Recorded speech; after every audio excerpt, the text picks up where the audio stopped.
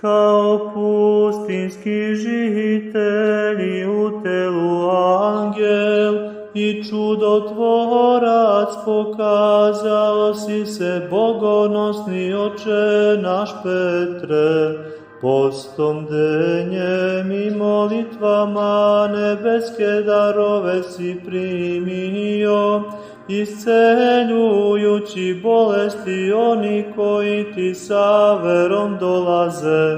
Slava onome koji ti je dao snagu, koji te je proslavio i koji kroz tebe daruje svima isceljenje.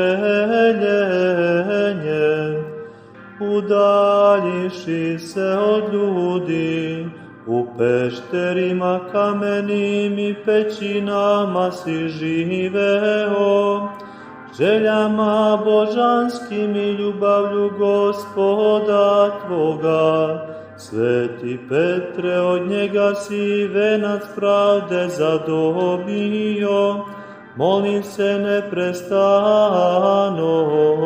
za naše spasenje.